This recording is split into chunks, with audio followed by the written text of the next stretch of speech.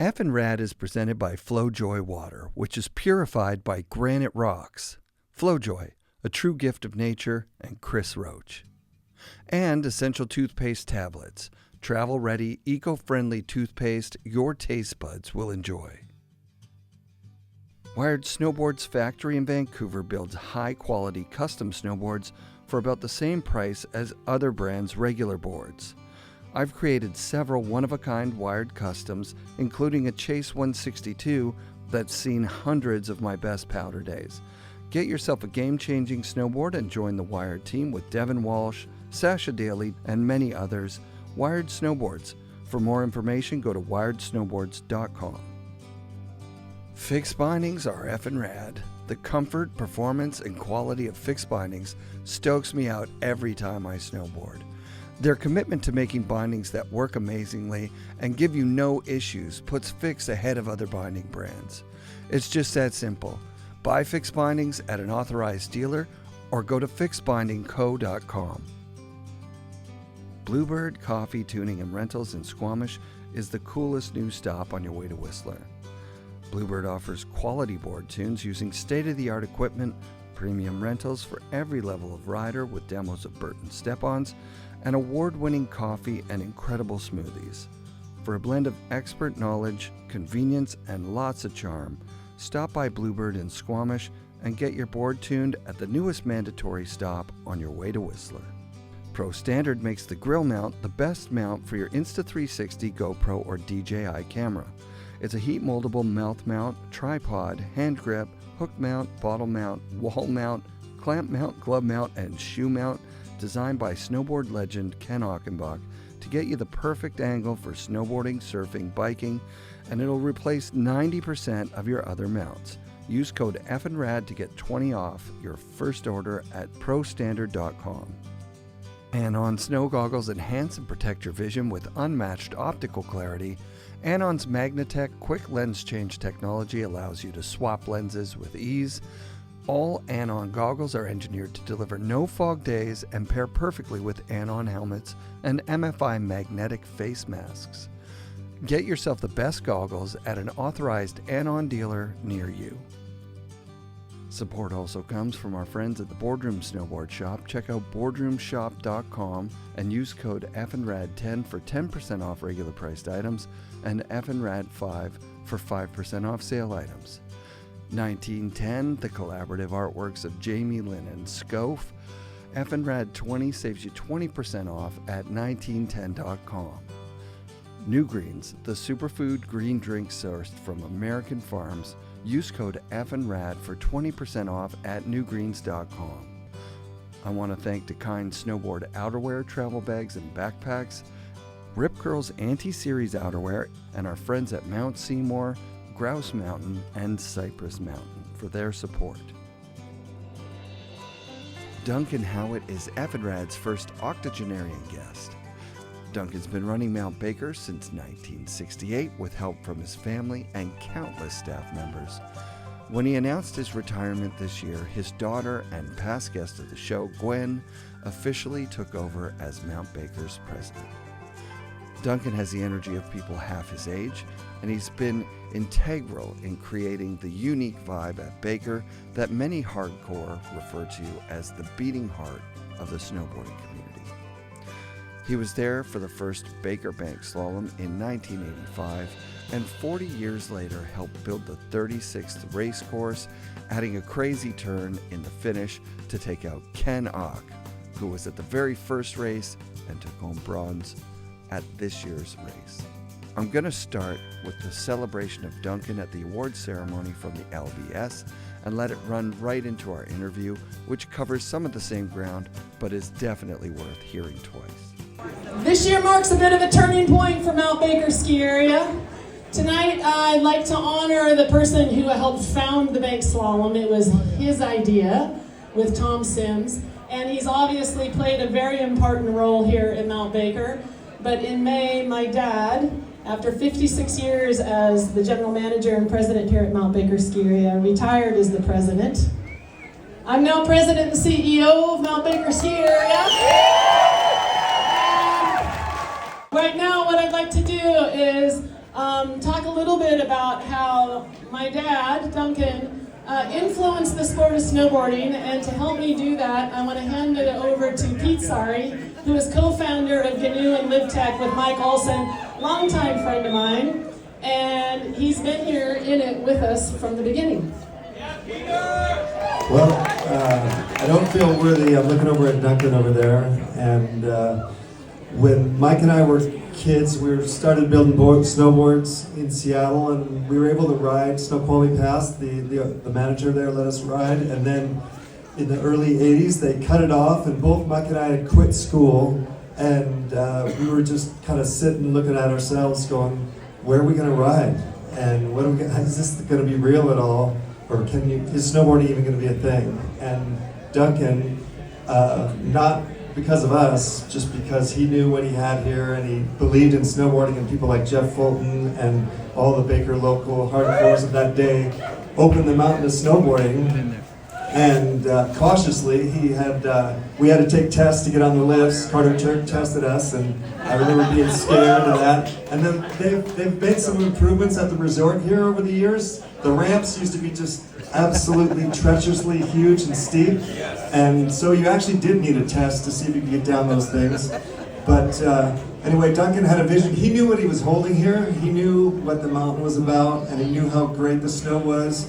And he offered that gift to us, and for me, it's been my life, you know. And so we've been coming up here and enjoying it. The snow's better up here and deeper than it occasionally is at Snoqualmie. And anyways, we made this board for Duncan. Glenn talked to us, and he basically, the reason you guys are all here, and kind of the spark of snowboard. Mount Baker's more than just a ski area. It's the spark. Everything that everyone loves about snowboarding is here. The people, and it's not corporate. It's the real deal's out there. The gnarliest stuff you can ever find, and the happiest smiles and the friendliest faces. And it comes from Duncan's vision and his family. This is a family-run operation. When we first started coming up, Gwen and Amy, we sponsored Amy, but Gwen and their whole family, Bunny and Gail, and all, they took us in, and were so kind to us. Duncan, we were always scared of Duncan. That's his family, and he's got a little Clint Eastwood, and we respected him. He's like my father. Matt Cummins and I got caught. We had ducked some rope and got caught by Duncan at the bottom of the canyon, and I still feel the shame. And so, anyways. I'll give it back to Gwen, but thank you, Duncan, and all of snowboarding. The spirit that lives here is kind of what spreads around the world and makes all of us, I love coming here to see all the froth, because there's snowboarders out there, and then there's Mount Baker, bank slalom, frothy snowboarders, and everybody's riding about twice as fast as they should. They're all coming off the arm, and they wish they hadn't crashed on the course. And so they're running through my kids at triple the speed they should be. But anyway, the froth here is so real, and this is what snowboarding is about, the passion, and it's so fun to see the happy faces. But we owe it all to him and his family, and I'll let Gwen take over. So the racers assigned this for you, this custom board right here. It says the Mount Baker legendary Duncan Howat. And I don't know if you would notice, but my dad is not without his puffy coats. So we got him a puffy bank slalom jacket.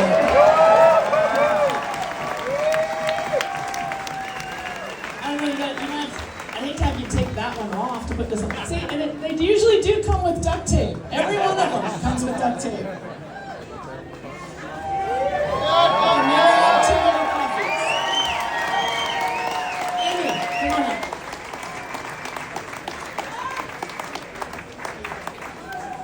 I'm going to have him tell you a little story, because he doesn't tell stories very often, but I'm going to have him tell the story of when Tom Sims gave Amy and you the snowboard, and then how you started the big slalom, because here we are, and it's time to do that. Well, Tom Sims gave the board to Amy, and it was sitting around the apartment, which we have up in the lodge, and I thought, well, I'll give this a try. I had a pair of old Sorels, a little bit of duct tape, and I went straight off of chair 2. I was a pretty good skier too. and went straight down the hill. And right at that moment, I knew that snowboarding was fun and had a great future. And so that's why I moved forward with it. And I had to fight, and you probably heard some of these stories, I had to fight with the other ski area operators, which I probably shouldn't have, because it just took business away from us. But in our Pacific Northwest Ski Area Association meetings with Snoqualmie, Crystal, Stevens, and everybody, I said, hey, you guys, snowboarding is really fun, you know? And so they kind of listened, and then Snoqualmie started, then Stevens, and then eventually Crystal and White Pass, and that's how it spread. But, you know, there's been a lot of talk about the past and the story and everything else, but I'm kind of looking toward, as old as I am, looking towards the future for snowboarding. And there were people saying, you know, we were talking about, oh man, it'll be 40 years here pretty soon to be putting on this race. But that, it will keep going, and that I see a good, brighter future for snowboarding and people involved in it. I see so many parents now with little guys, people about this tall out there on snowboard, almost more than skis. So it kind of goes back and forth between skiing and snowboarding. And I see with the board sports that are going on in the water, whether it's foiling, e-foiling, wing foiling, whatever, that surfing, that's transferring more now to, I think, to snowboarding also. So another thing was, I built that last turn, you can thank me for that, and the walls. But I mainly did that to put Ken Achenbach over the B-net. And I just happened to be standing there today, and I was doing a little video filming, and I happened to get someone else that went through the B-net, and you can hear the yells and the screams. And so we may ought to post that on probably on the website. Anyway, so a couple things to remember, of course. If you die with good knees, it's a waste. Speed is safety, right? For sure. And you guys that are getting older, those, and women, those who go slower win. Okay? For sure. And the last thing in racing, you can't get out of trouble until you get into trouble. Thanks, everybody. Thanks, Amy and Glenn. Pete, everybody.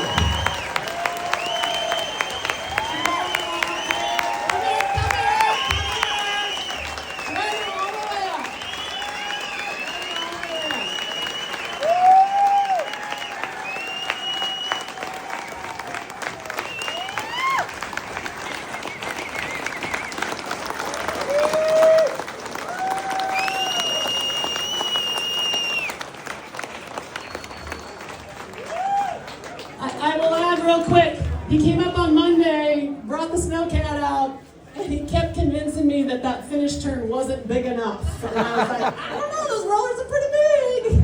Anyway, good stuff, good stuff. We've had, what, 2 or 3 that because of either weather or COVID that we had to cancel. Yeah. But, you know, it's still running on. So, in fact, Gwen was just talking about, somebody was saying the top lift shack or the top start shack needs to be replaced. And everybody, oh, you can't do that. You can't replace it.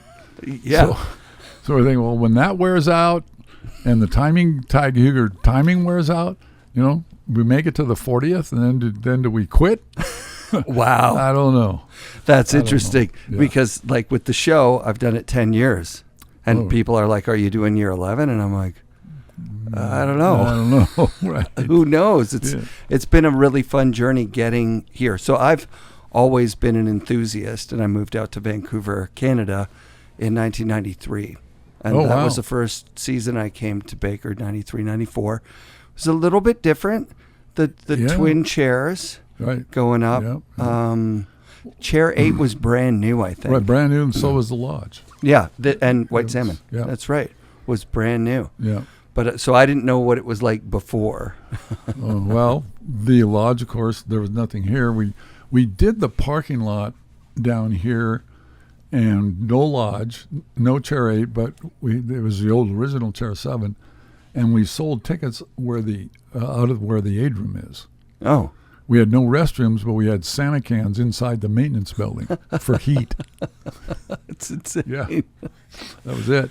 That's unreal. Well, I'm going to skip the first part of you getting to Mount Baker. I know that's an amazing story, but if we're short for time, let's do how does Tom Sims and the very first Baker Bank Slalom happen? Well, it wasn't a bank slalom. They came to me. Tom had called. Of course, he was from California, and there was a couple local guys from Mount Vernon, and the guy from Seattle who died of cancer not too long ago. They said, "Well, your only place is allowing snowboarding." We were the only one, and I just was trying it. Yeah. See how it intermixed with skiers and all that. And they said, "We really want to do a race." So they said, "Yeah, we'll just do a slalom race." I said, "Is that what snowboards are really all about? Is just like skiing?" I said, "Oh, that's not kind of what you guys are, And even then, all they had was sorels and they had crummy bindings and, but they were good. Good.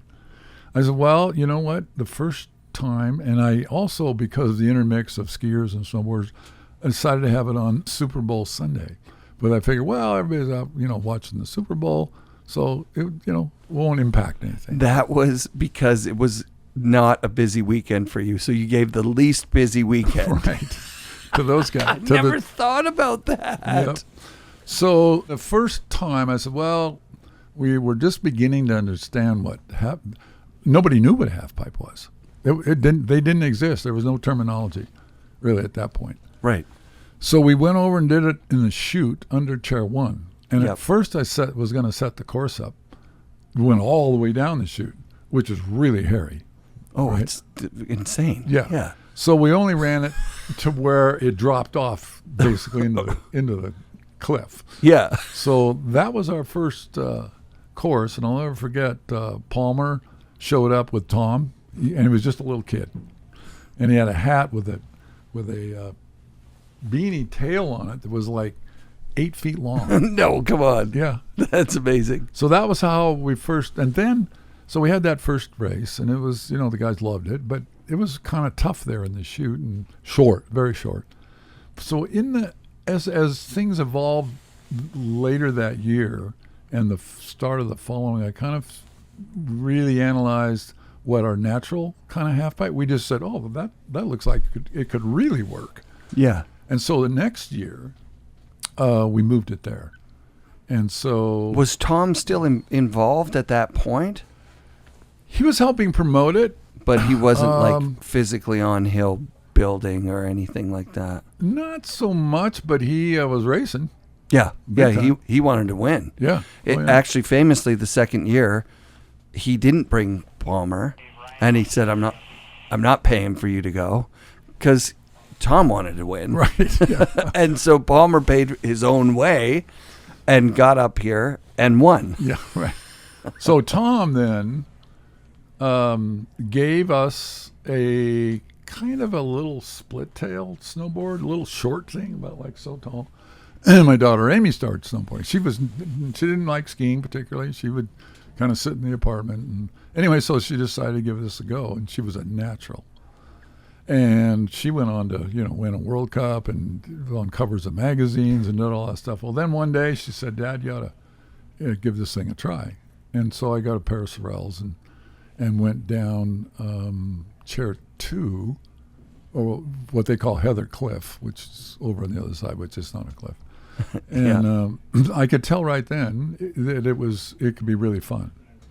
And I was also a member of the Washington State Ski Operators, Pacific Northwest Ski Operators Association, and we met in Seattle once every other month just to discuss ski area business and issues and all those kind of things. And I told these guys, and nobody was allowing it. I said, "You know what? The one thing about this snowboarding is that you guys haven't done it, but I have, and I can determine and know that it's fun. It really can be fun, particularly in soft snow." So not too long after that, I think Snoqualmie Webb Moffitt up there, they started doing it. And at the same time we were running, you had to be certified. I have a picture on my phone that I rode up a chairlift on Monday with a guy No, who really. was here for opening day of the first day they allowed snowboarding here. The very, very first day. So you had to, if you wanted to go beyond, That's Chair- his pass. yeah. Look at that's that. That's it. Isn't that unreal? If you wanted to go beyond chair 2 or 3, just the little beginner chairs, you needed to pass this test. Yeah. And the test was, and Carter Turk was kind of one of the examiners, so to I speak. love it. I love it. So you had to come down border, Yep. which is a decent run, and you had to demonstrate, first of all, you could get on and off the lift competently, and you could turn and stop Yep. either way. Yep. That's what you had to demo.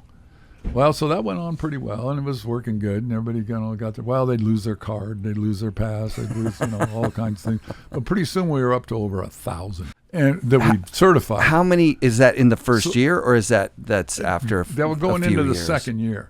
Finally, Wow. I said, Wow. we can't keep this up, Yeah. Yeah. and so we didn't. So you could just go. Now you can snowboard. But we were having interactions with skiers and snowboarders, and when the patrol was, mitigating situations. What? Like just like people just being upset. Being cut off, Yeah. skiers being cut Yeah. off and blindside, and the snowboard, you got a blindside. You do. And but it slowly worked out. And then as other areas started opening up, Stevens did then, Crystal finally took them a little longer, White Pass, Meadows, and then I think it started going into the Canadian areas. Absolutely. I'm trying to think when they Cypress got was going. first, They and were Cypress first, was yeah. about 1987, I think. Yeah, it took a while. Yeah, it took a while. When was the trial year? When was the first year for you guys You know here? what? I can't even remember. Probably 84 maybe or something. 85? Before that, Oh, wow. because some of the guys from Mount Vernon, the Craig Kellys, Yep. Donnelly, Yep. those guys were up here sleeping in their cars at night, Right. right? And they were before that time. But it would only be 3 or 4 of them. Right, because the first bank slalom's 1985. Is that right? I Or think that's 84? I can't remember. Anyway, they were before that. They were here even before that. Yeah. Yeah. And Would they climb up at night and wait for the first light and then ride down, or would they ride in the dark? No, they just didn't want to drive back and forth, and so they'd sleep in their cars. That's amazing, Yeah, it actually. was. It's cold And up then here. there was a guy that what was his first name? They call him the White Tornado. He wore a Tyvek, pure white, one-piece, painter's deal. Yeah. Real thin. You know how they are. Totally. Yeah, you disappear in them. Just pure white. Yeah, he still comes around, but he's kind of a little bit crippled up. Was there some challenges with allowing snowboarding that put it at risk, where you were like, you know what, maybe this isn't for us in those Not first really. years? No? Not really. Not here. People were too great. The beauty of it is it wasn't hard. We don't have the hard pack Right. that a lot of areas get. Right. And so the snowboarders were able to really control themselves. Yeah. If you've got soft snow, if you've got powder snow, it not Pretty so much. easy. If you're on ice or Yeah. compact snow, that's The that's a boards little- had to catch up little different story. Right, they technology-wise. Yeah. And then of course Mike Olson and his Pete- partner they Sorry, started Pete. Sorry. Yeah. Started coming in. They were sponsoring Amy. Big Oh, time. at right. that She time. was on Big Canoe. time. That's right. Yeah. And then And Gwen so- managed the team at some point, too. She did, and then she and Amy, went to Europe a couple different times and raced, Sick. and all over the U.S. actually. Yeah. So as things started, while your girls are out racing in Europe, are you, obviously you're busy working here. Right. You're not following them No, around. I never and- did. Yeah. No. Yeah. But you're super proud of them, obviously. Oh yeah, And then having them up here.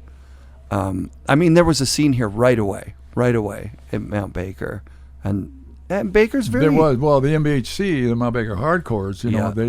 those guys then became a little protective of their little runs and their areas, and if you weren't up to their speed, and it kind of got to be a little cultish.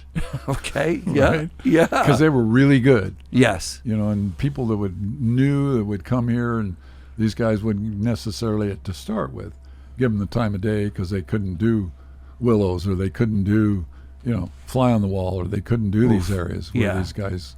Because there's had. there's no other ski area in North America that has a fly on the wall inbounds like that. That's so steep. Oh. It's not even a run. You're dropping from pillow to pillow. It's unbelievable. Yeah, right. Yeah. So the access to the backcountry when I first came here was pretty much a free-for-all. If you wanted to go and hike, you could just go and hike. It was that way. I was getting a little, didn't think it was such a good deal. But then we had the Valentine's Day slide off of the arm. Yeah. And it was a guy from Montreal. He was buried and died.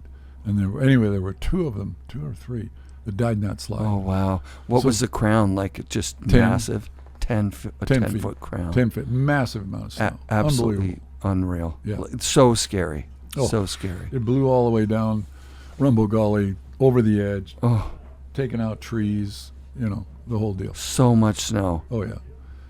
So then we got thinking about it, and Gwen and I put the ideas together about, what real control do we have? We can't stop people from accessing the national park or the Forest Service land. It belongs to everybody. You can stop anywhere you're driving up the highway in Forest Service land. When you get out and jump off a cliff, help yourself. Yep. Nobody's going to stop you. Same thing kind of exists here. So our only control was that if you didn't have a partner and have a transceiver and have a shovel and we're coming back into the area and we're just out there by yourself or not to have the equipment, then we'd pull your ticket and send you home. Yep. So everybody learned that lesson pretty quick. Really fast. Yeah. Yeah, I remember the year that it changed. Maybe I didn't come up right away, but... So, even inbound one day, and this only happened maybe twice, the guys, it was so deep that people we allowed up on Pandome on Chair 6 was that you had to have a transceiver. This is in area. Yeah. Shovel probe partner. And we were right there in the line checking Wow. every single person. And so many people still to this day come up to me and say, yeah, I was there that day. And it worked because those people are experienced. They know the area. They know what the conditions are. Yep. Whereas you just get somebody off the street, yeah, I can do that. I can snowboard that. They're out there by themselves in 50 inches of new snow. You fall down. 50 inches. You fall down and you might not get up. It's true. Right. Tree wells. Oh, tree little wells. and So the 98, 99 season, actually, I remember talking with Gwen about this and being like, nothing could possibly top that because in my lifetime, that was like 5 seasons of snowfall in one. Oh, it just went unbelievable. forever. Yeah, it did. But she said that when you saw that season, you're like, I'm not sure it's the deepest it's ever been. Like that you'd seen one maybe years and years before. Well, the snowpack. Yeah. The thing with this year is it snowed a foot every day. It was more than 20 days straight. Yeah, almost all of February. Yeah. It rained in Vancouver. It rained for 40 days and 40 nights. Well, I keep saying exactly. 40 days and 40 nights. It was insane. Yeah. And it was just stacking up. They kept saying that the temperatures were going to warm up and it was going to rain to the top. And it just never did. It just kept going. No.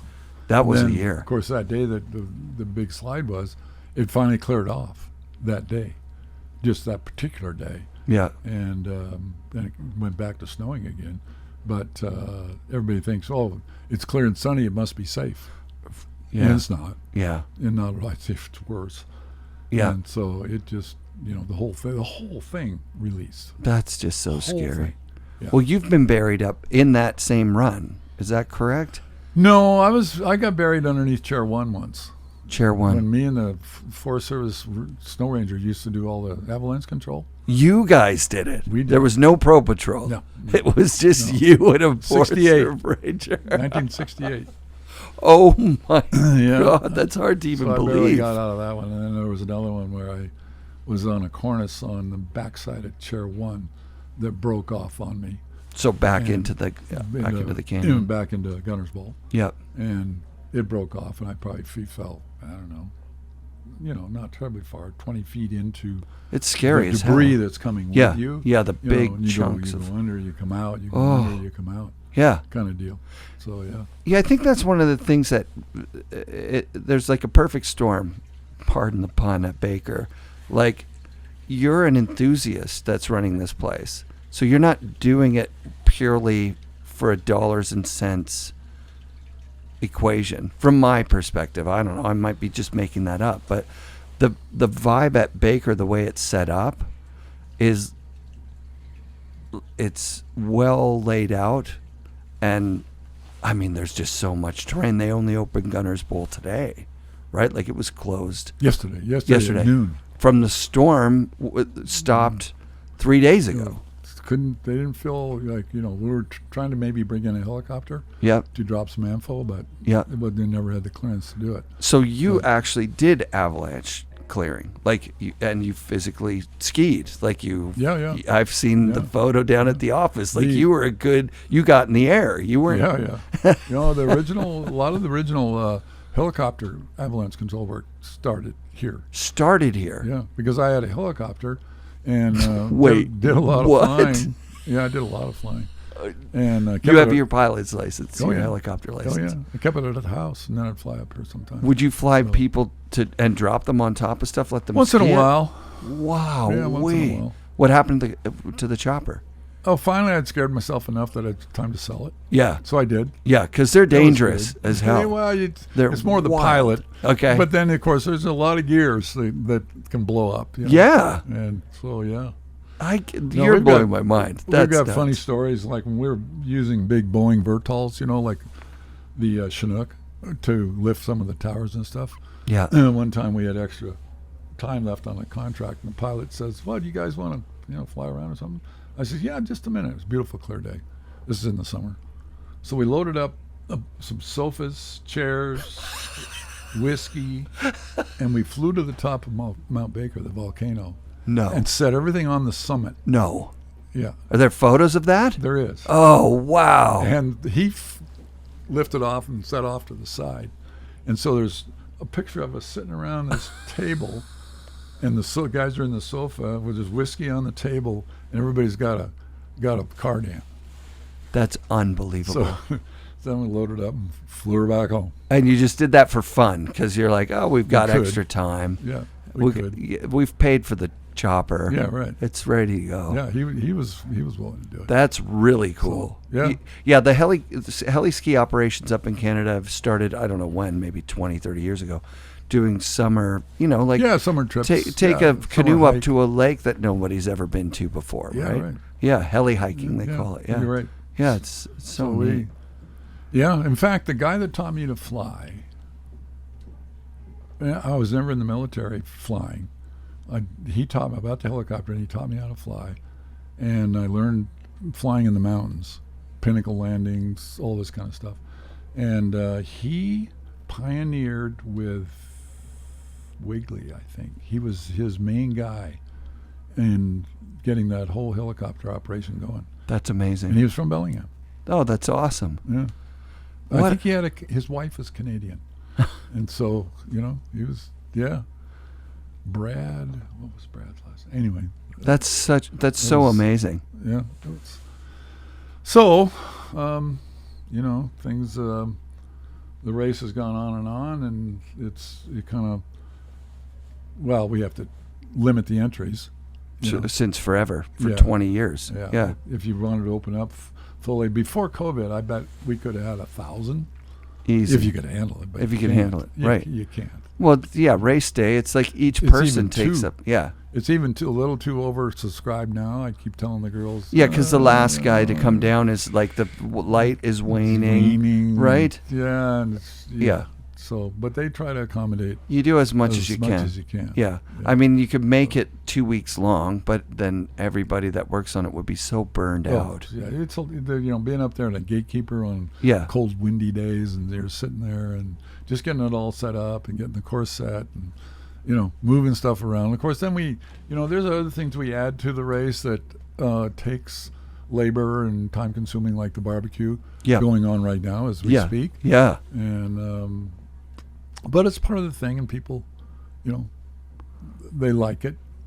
Mount Baker is really unique, right? Like the size and the just the level of and the quality of the terrain. It's compact. Yes. But which is great for snowboarding. Absolutely. Because you aren't traversing over No forever. traversing. No. Yeah. It's compact and steep, and it's big enough. Yeah. Big enough. And the people that came out of here, your Danos, your Rankwitz, I mean, he was more the past, but like they and Craig, they go to Alaska, and Alaska is like big Baker. Mm-hmm. Whereas if you grew up in Minnesota and you go to Alaska, Whoa. You're just like, no way, this is going to happen.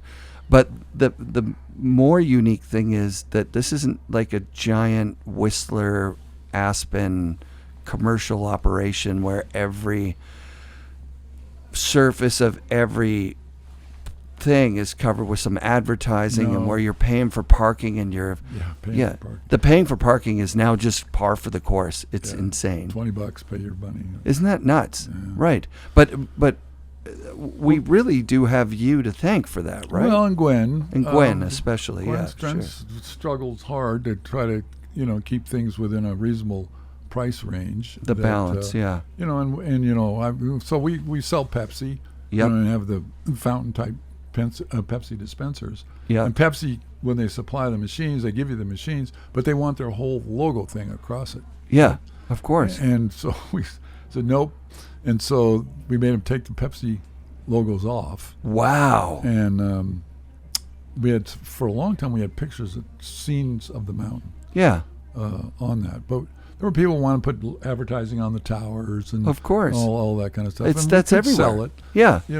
But we decided not to. It's a source of revenue. So right. So you max out. You guys just get and you think about the bank slalom the year that it was like NBC Wide World of Sports or whatever, and it was a nightmare, from what I understand. Well, we've had big sponsors want to come in and sponsor, but the problem is we've seen it, is that they're here today, gone tomorrow. Oh, absolutely. So they throw a bunch of money at it. Big deal. Yeah. And it's interesting. I was talking last night with a friend who comes over from Germany with his daughter now. He was just a younger guy, and Peter Bauer's his name. Oh, I love. Of course, you carve. He's a famous. He's famous. Very famous. In Germany. Yeah. Oh yeah. Oh, and he's famous over here. Peter Bauer, Peter and Jean Nerba. Yeah. Oh, rest in peace. Well, anyway, now he has, of course, a daughter. Yeah. And she's 15. Yeah. And it's her first time here, ever. Rad. And she's in the race, but she crashed yesterday. Yeah. Didn't make it. Didn't make the cut. But today, she was really kind of, last night, she's staying with us. Oh, nice. And she was really kind of, come on. That's a long way to come for a 15-year-old. And the pressure up top was insane. Huge. It's huge. Just insane. When you're in that start shack. And so today, and I haven't seen her, but I talked to Amy, and first they didn't think she made it because she did do a little crash or something. But they said she's the last one to make it. So she made the finals. She made the finals. Yeah. She made the cut. Peter had the fastest time in his group. Oh, of course. He's so fast. Yeah. He was a World Cup racer for a long time. Yeah, right? And that's incredible. I love that you call him a young guy because he's a little older than me, I think. So I haven't seen her, but she's got to be either on top of the world or scared to death. Right, to have to take another run, right? She has to go again tomorrow. It's amazing. 2. It's so cool, man. The thing about the bank slalom is that the format is good. The same course runs for the juniors all the way up All to the way the up, pro men's. Yeah. It's incredible. It gives the younger people a real experience. Yeah, know. did you ever build a border cross up here or anything like that? No, That's a lot of work, never right? did. It's more is, and work. it snows so much that everything just Yeah. gets buried Yeah, rather quickly. yeah. No, we never got into that. We never, we had a man-made half pipe for a, trying while. to We think, took it out when was last that? year. Where was it? Just under chair 7 as you came almost to the bottom. Yeah. It went off to the right. Yeah, yeah. So we took that out. No, we'd figured, what I've always thought, that people always did terrain parks and all these kind of things. The whole ski area is kind of a terrain park. Yeah, You know? yeah. I It mean, we're is. putting that little feature park over there with a few rails and a few this, a few Yeah. that. If there's not fresh snow, then you go over there and dink around. But in general, the ski area, once you get to kind of know it, Yeah. There's side hits It is. everywhere and huge jumps, actually, just yeah. tucked away. right? Yeah. So, that part of it is good, and and we're kind of remote. The other thing is, At the we're end of a totally off the road, grid. in the middle of nowhere. No, yeah. no public power. No, right, nothing. right. So you guys are now putting in a Jenny or something in the creek, aren't you? No, You're we thinking about are just electrifying the lifts. Yeah. But we still have to generate the power to generate that electricity because Yeah. there's no electricity that's There's coming no up service behind. out no here. Yeah. public utilities. So we're combining everything into one building over there in the parking lot, and it'd be a series of generators that depends on the load. So we're going to be more efficient, and you have to meet these new emissions and all this kind of stuff. Yep. So that's a big expense. Does it help the skiing? Not really. People aren't even going to notice it. But Right. it's millions of dollars Oh, wow. to do this. But it's, So- I mean, environmentally, it's the Yeah, right thing to it- do. So Right. It we will- want to keep we'll the do that. snow happening, right? Right. Yeah. Okay. So, I'd be remiss if I don't ask you this one last question. With your history, every snowpack. Like you've witnessed every snowpack since at least '68. Yeah, oh, yeah. Have you seen a big fluctuation, like something? Not really. What I've seen in the weather change, and I don't know if you ever read Cliff Moss, the UW, University of Washington weather prof and all that. Nuh-uh. He's got a podcast and a little website. It's called Cliff Moss. Yeah.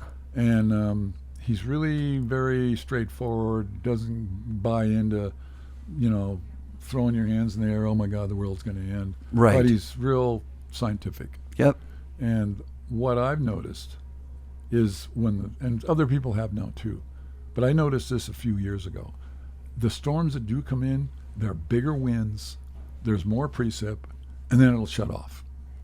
Quick, like Yeah. just in But like it Hawaii or something. Just hammers to the point of not being able to run chair 7 or not being able to run chair 2, or just the winds go beyond Yeah. what they used to do. Okay. That is what I really notice. And then snowpack has always varied from year to year. It's always doing this. Was there at some point someone told me there was like a 4-year, I think that's the El Nino La Nina thing, a 4-year cycle between Japan and us, that we'd have like a big year, then a normal year, then a small year, then a normal year, big year, normal year. It's all over the place. It's just not, you can't say like, oh, this year's consistent. going to be a big year for sure. No. Well, that was a big prediction for this year. Right.